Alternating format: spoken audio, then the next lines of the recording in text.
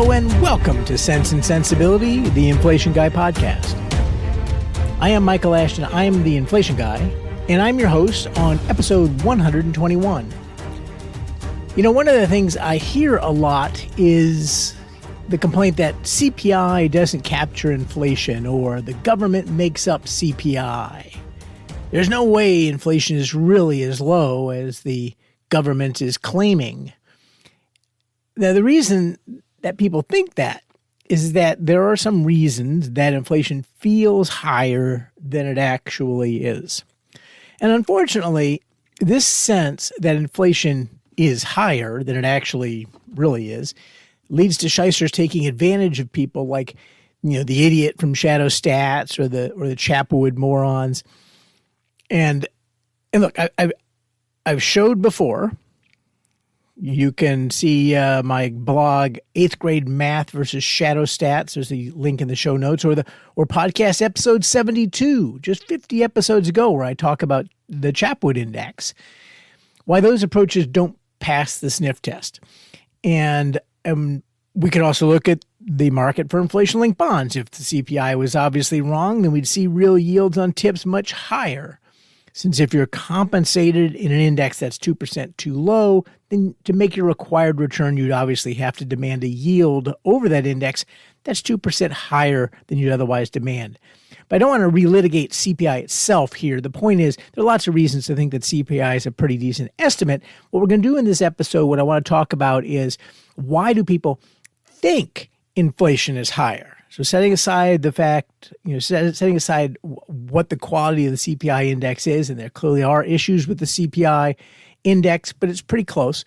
Setting aside sort of those technical things, I want to address, why do people feel like, why do you, dear listener, likely feel like, you know, you're seeing actually slightly higher inflation maybe than the CPI is reporting, or maybe a lot higher than the CPI is reporting. And so that's what I want to talk about today. But before I do, a word from our sponsors. This episode of Cents and Sensibility is sponsored by Simplify ETFs, a fast-growing manager of liquid alternative ETFs. Simplify is bringing Wall Street to Main Street by providing access to institutional strategies perfect for diversifying your equity and bond portfolios previously only available to big institutions and the ultra-rich. Check out their website at simplify.us. That's simplify.us. And you can find their entire lineup of ETFs at simplify.us/ETFs. And as someone who is not among either the big institutions or the ultra-rich, I can tell you I am able to buy Simplify products, and I have in the past bought their ETFs. So it's true. It's true. Their strategies are available for people other than institutions and the ultra-rich. So check them out. So let's talk about why inflation feels the way it does. And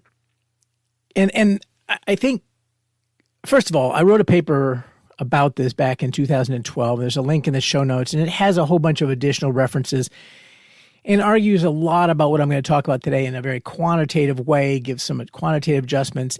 It's a neat paper. It was published in Business Economics, and I'm very proud of the paper.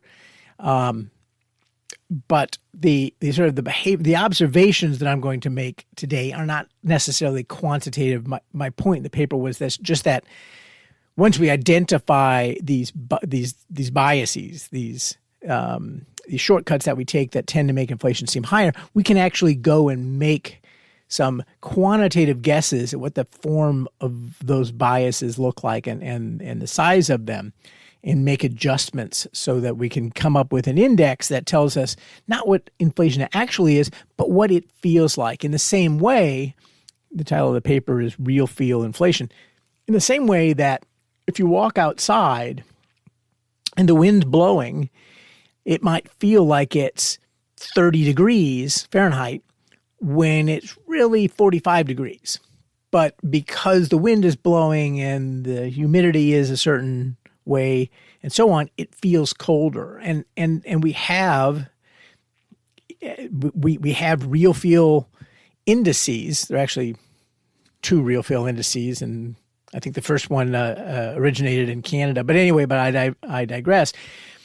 There are those when you hear on the news that the real temperature outside is X, that's not like a guess. It's not like they ask a bunch of people, hey, how cold do you think it is? They actually have a formula that adjusts for the things that make the actual temperature feel colder or hotter when we talk about the heat index. And we can do the same thing to inflation. Is we know some of the biases, some of the things which makes inflation feel different, and we can in fact make adjustments to that to tell people what inflation really feels like on average. Or as policymakers, might be something we want to know. It's like not just, inflation is at 2% or 3% or 4%, but it feels to people like it's 7 or 6 or 8 or whatever it is.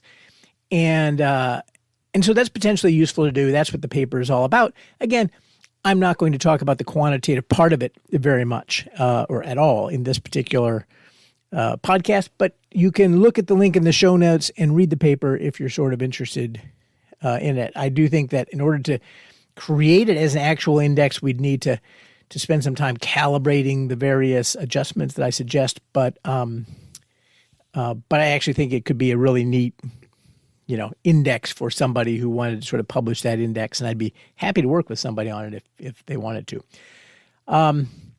So there've been a lot of studies about how people feel about inflation, and they're really interesting. There was a study of Ohioans back in 2001 by Bryan and Venkatu that found that respondents who said they had heard of CPI were able to quite accurately indicate by how much CPI had increased over the prior year. But when those same people were asked about their own inflation, they responded that on average they responded that their experience was 4% higher. So at the time, CPI was around 2.7% year on year, and the respondent said, they correctly said, CPI says 2.7, but I'm actually seeing 6.7. Now, surely, if you take a whole bunch of respondents, surely some of them were actually experiencing higher inflation than 2.7%, and some were probably experiencing lower than that. But it's a little bit like the survey of drivers. If you go and if you ask drivers, and this has been done a bunch of times, you ask a bunch of drivers, hey, are you above average, average, or below average as a driver? Almost everybody will say they're above average as a driver. Some humble people will say they're average drivers. Almost nobody will say they're below average. And yet we know that on average, everybody's average. It can't possibly be the case. Well, it can't possibly be the case that everybody, if you surveyed everybody can't be above average. And so unless there's something really weird about the bias of the survey, having a survey where everyone says they're above average just shows that everyone's biased in terms of thinking about the quality of their driving as being really, really good. Some of those respondents are almost certainly right. They really are above average drivers, but on average, they're wrong about the average.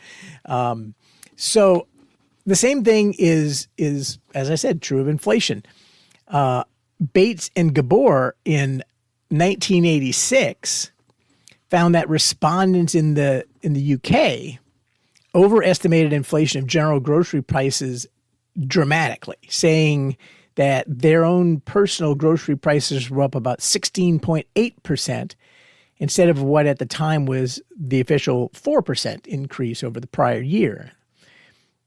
Now, it's possible that the government was simply lying and saying that inflation was 4% in grocery prices when it was really 17%. But as I show in that article I referenced earlier, the eighth grade math versus shadow stats, and again, link in the show notes, it's very hard to lie by a lot for very long because the compounding makes the lie completely obvious in a very short period of time. So, for example, in this case, if grocery prices were rising at 4%, then in 10 years, that means prices would be about 48% higher. Definitely noticeable, right? I mean, you would definitely notice that eggs were more expensive than they were 10 years ago. But if inflation was 16.8%, that would mean prices were 4.7 times higher. So the egg, the carton of eggs that was, $1, instead of being now $1.48, would be $5. And the difference between those things is noticeable. That's a very, very, very large difference. And so the official measure can be wrong, and governments might even lie, but they can't lie by very much, or they'll be caught over a fairly short period of time. So again, the question then is, why do we respond in these things that inflation is 16.8% when it's 4%, or why do we respond at 6.7% when it's 2.7%? And this is where we have to recognize that inflation is a difficult thing to measure, and it's strange, and it's difficult to internalize. To really answer the question, if somebody walks up to you and says, "Hey, how much has inflation affected the prices you pay over the last year?" You would have to answer that question, you would have to think and calculate the hundreds or thousands of prices that you pay now. You'd have to roughly weight them correctly in your head to figure out what you're paying now. And then you would have to think back to a year ago, and you would have to adjust because you were buying different things a year ago, and you'd have to think about the basket that you're buying now. What was it a year ago? And again, for hundreds or thousands of prices, and make that calculation in your head and come up with an answer. It's just not feasible. And in fact, there's no ready heuristic. There's no shortcut. And so that study, which said that, okay, well, if you know CPI, you know what CPI is, you say 2.7, how much is your inflation? 6.7. What was really happening was people weren't calculating 6.7. They were aware of what the index was, and they were saying, okay, I'm just going to make a general adjustment. I think I pay a little bit more than that, but I know I can't say 36%. I know it's got to be something around 2.7. I'm not, totally different than everybody else. I'm a little bit different. And so it's going to be 6.7. So everyone kind of bases it on this published number. If there was no published number, you would get people with, or when you look at the sample, the part of the sample where people say they don't know what the CPI is, you will get answers all over the map. They have nothing to base it on. There's no good way to calculate in their head. Compare that with something like unemployment. Whereas, so when you look at when the government reports the unemployment rate and you see that it's going up, there's a very easy heuristic for that. We tend to know if people are being put out of work because we know people who are being put out of work. If you know enough people, then you kind of know when the economy is getting worse and when the job market is getting worse because people are losing their jobs. Unless you're kind of in, the only people are in one industry, say finance or whatever, but you've got cousins and aunts and uncles and brothers and sisters and friends from high school and everything like that. And if you talk to enough of them, you get a general idea of what's actually going on in the world in terms of, who's working and who's not working. You may not know exactly what the unemployment rate is, but you can kind of tell which direction it's going. There's no good way to do that with inflation. I mean, we can tell when prices go up a lot all of a sudden, but we can't discern between, restaurant prices are up 10% versus restaurant prices are up 6%, right? That's very fine gradation. And even though for any given good, we might be able to make a decent guess, we can't guess at our entire basket. So that means that we have to estimate. We have to guess. And when we guess at anything, we make errors. And as Tversky and Kahneman showed, and lots of other behavioral economists, but Tversky and Kahneman most famously, we tend to make errors in a pretty predictable way in using certain predictable sorts of errors. And that's essentially what my paper is based on, is kind of going through these different errors that people make and kind of relating them to Tversky and Kahneman behavioral biases, which helpfully they've given functional forms for some of them. But let me give you some examples. One of them is quality adjustments. Okay, so quality adjustments are if you buy something, you get a better printer for the same price. Okay. You're getting more for the same amount of money, which means that your money went further, which means there's been an increase in purchasing power. You got more for the same price. That means an increase in purchasing power, which means the price in an economic sense went down.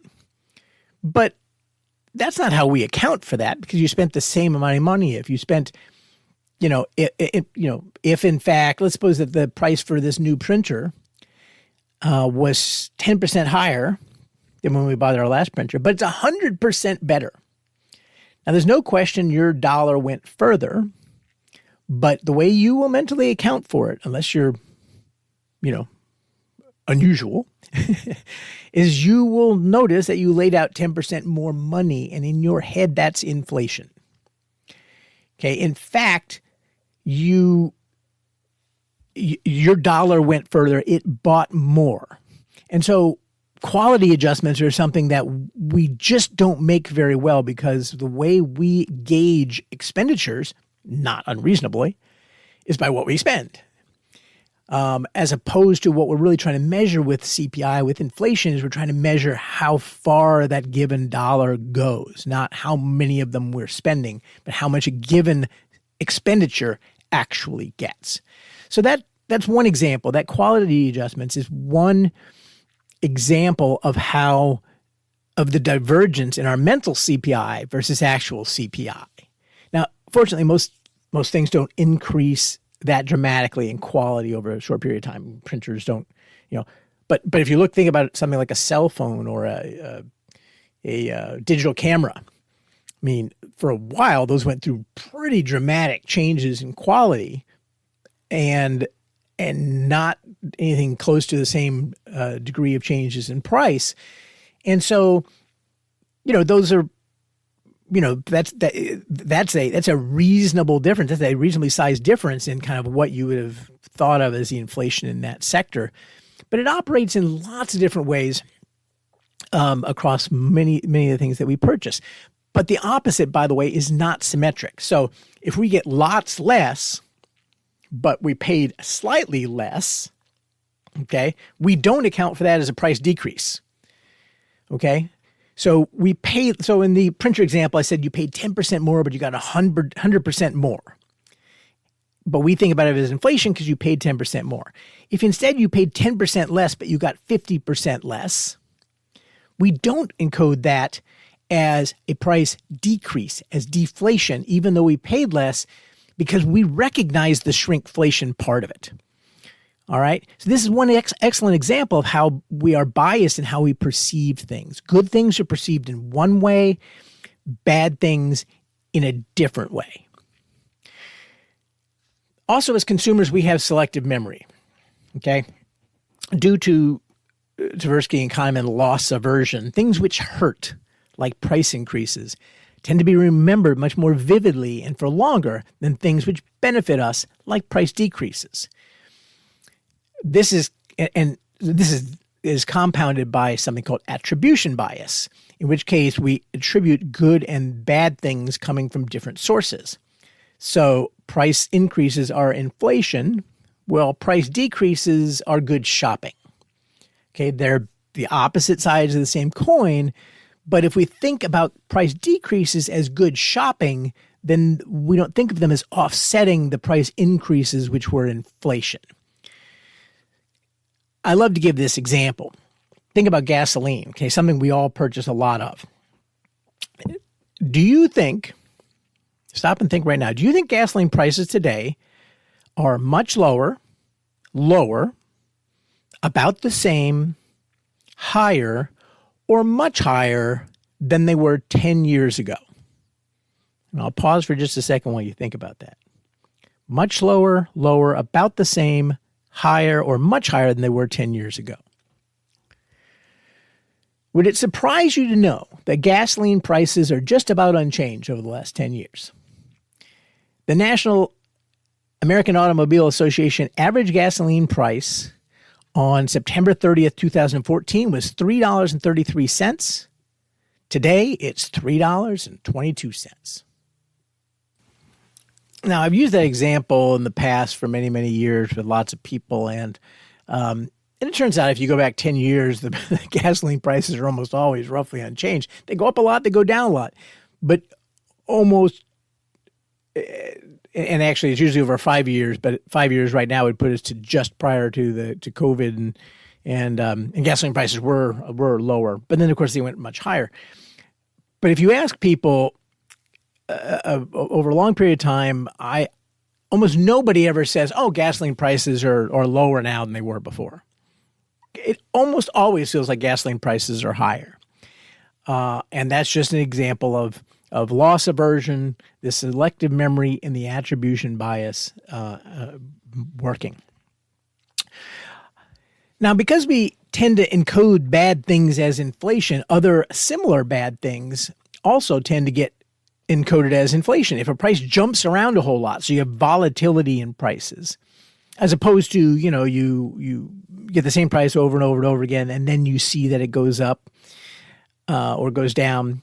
But a price that jumps up and then jumps down and is on sale, and then it's been marked up and marked down and everything, it does that and it jumps around a whole lot. It makes it very difficult to figure out exactly what we paid over time. That volatility tends to be encoded as a bad thing, makes it hard for us to predict and to budget. And that tends to be encoded as inflation itself. There was a study by Weiner in 1986 studying the implications for price-related sales promotion strategies, and looking at how consumers form what their fair price reference was. And the author found considerable evidence supporting the notion that the relative price of an item compared to the price they had seen at the prior purchase had a statistically significant effect on the brand purchase decision. In other words, your sense of whether something is inflating or deflating has a lot to do on what the price was at the immediate prior purchase, especially if it jumps around a lot. And what was interesting was that the conclusion that this author drew was that artificial point of purchase price volatility induced by marketing hurts manufacturers' long-term sales. In other words, because when a manufacturer, when a retailer marks something up and then gives you a point of purchase price discount, that actually you feel good about it now, but it tends to increase over time. It tends to increase your sense of what inflation was because you went from a very high price to a lower price, and that volatility itself turns out to be bad. And Tversky and Kahneman in 1991 actually cited that study in saying that effect operates because the repeated application of the loss aversion phenomenon. Another effect is the primacy recency effect. Again, these are all common effects. We've heard a lot about them, and I'm just talking about how they apply to our purchases and our sense of inflation. Primacy recency says we remember things that we buy a lot, even if they're small things that we buy a lot, more than we remember things we purchase rarely that are a big part of our consumption. So, gasoline is something that, is going to have a big effect in our minds when it comes to inflation, our sense of inflation. When gasoline is at $4 a gallon, I don't care what other prices are doing. If gasoline prices are at $4 a gallon, you're going to tell me there's inflation. Doesn't matter what everything else is doing. And if gasoline prices are at $2 a gallon, you're going to tell me that there's disinflation, there's no inflation, because you buy gasoline so much. Same with grocery prices. If grocery prices are jumping around and going up a whole lot, then you will absolutely, because you buy groceries so much, that definitely impacts you and how you feel a lot more than if you are buying a used car and you notice the used car prices are higher or lower. Because you don't buy used cars that much. So even though it's a much bigger chunk of money, because you're buying groceries all the time, that weighs more in your perception of inflation than all of the bigger, less frequent purchases that you tend to make. There's, of course, the salience phenomenon that some prices just simply matter more to us, and we remember them more as a result. The price of a jar of oregano just doesn't matter very much to us, even if we buy a lot of oregano. It matters less to us than what we're paying in tuition, and not just because the tuition is a bigger number. In fact, even if we don't have a kid in college, you are probably more biased in your mind about what inflation is doing by the price of college tuition and what you read about the price of college tuition. Even if you don't have a kid in college, then you are the price of a jar of oregano, even if you buy oregano once a month. Because we, again, unless all your kids are out of college, because we have the angst, if we've got kids who are going to go to college someday, if we think we're going to have kids someday who will go to college someday, if we just recently went to college ourselves, or if we have kids in college, all those people, the angst, the stories about how much college tuition is going up has great salience to us and gets encoded in our sense of inflation, even if, again, we don't currently have a kid in college.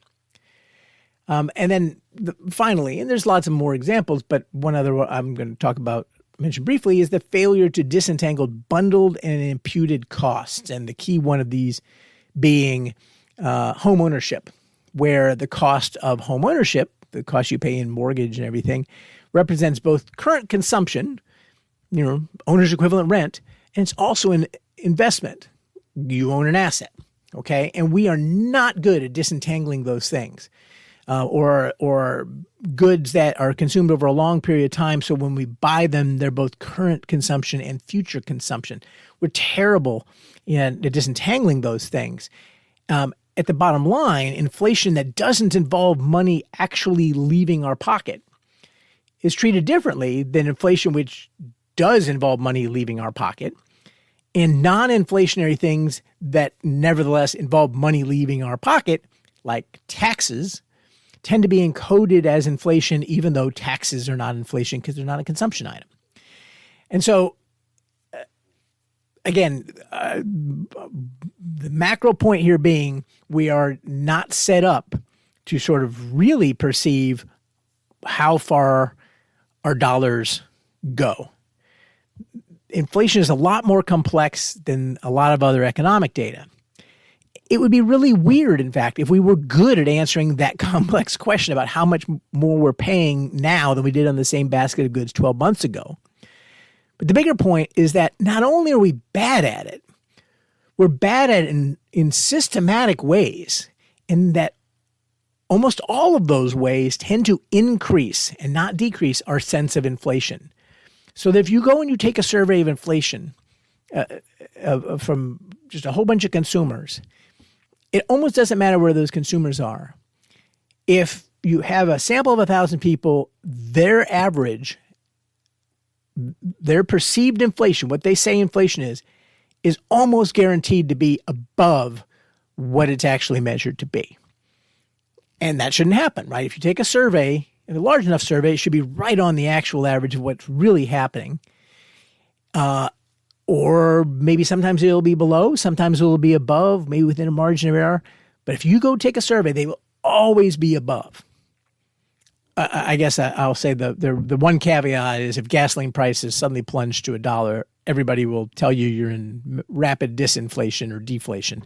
But with sort of that one caveat, gasoline just has sort of a different. We just think about gasoline differently, and partly because we buy it so frequently. And but anyway, the level of gasoline more than the change in gasoline matters for just really weird reasons. But anyway, in the paper that I've talked about that I wrote back in 2012, I discuss ways that we could take all of these into account to estimate how inflation feels compared to what it is, like a real field temperature, but in a real field inflation,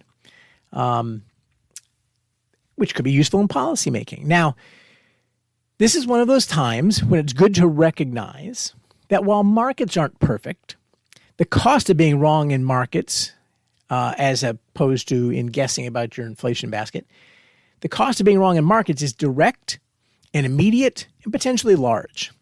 If there was a systematic error in how CPI was measuring inflation, if there was a systematic error in what CPI was telling us compared to what actual inflation was for everybody, it wouldn't just affect tips, right? As I mentioned earlier, if inflation was actually, if the real cost of living was going up 4% a year instead of 2% a year, or right now it's 4%, so whatever.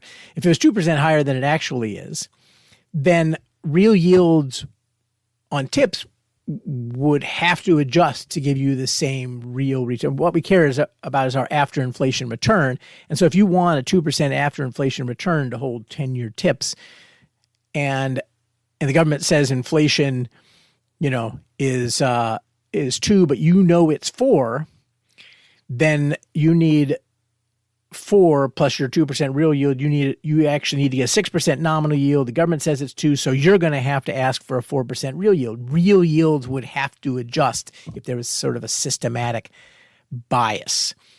But it wouldn't just affect tips. It would affect everything, because that long-term risk-free real rate, about 1.5% now on tips, it's the real rate embedded in all products. If inflation was really 3% higher than the way we measure it and report it in CPI, then all financial markets today are priced so that we will all, as investors, lose real value as investors over time, no matter what you're invested in. They're all wrong. They're all priced too high. And not just now when stocks are cyclically too high, but all the time in all assets. That seems unlikely to me, that collectively all the investors are just wrong. And, and the BLS has just snookered us, and we all are just simply believing it. This is one case, and there's a very few number of cases, but this is one case where I think economists who get forecasting wrong an awful lot, considering what they're supposed to be good at, but they're at least good at measuring what has happened pretty well and what's currently happening pretty well. Inflation really is, in terms of the purchasing power of the currency, it really is close to CPI on average, even as we acknowledge that there are problems with CPI. It doesn't measure certain things well. It's not perfect by any measure. It's not good at medical care. There are various other things that are wrong, but they're not big wrong. The CPI is pretty close to probably, what, if we truly could think about this, we truly measured everything and we did it perfectly, whatever that means, we'd probably get a number that's pretty close to the CPI. But yes, it seems like inflation is actually higher. It doesn't mean CPI is wrong. It seems higher, and now you know why. And that's all for today's podcast, and I hope that added something to your understanding of the way you think and what you see and feel and perceive. Please like the podcast on whatever podcast app you're using. Subscribe to it. Refer others to it. If you have any questions or comments, you can contact me at inflationguy@enduringinvestments.com, and the blog I've referred to is free at inflationguy.blog. You look at the show notes, and there's some links in there to prior podcasts and blogs and things like that. And of course, I need to mention, defend your money. And if inflation is coming for you, remember, you know a guy.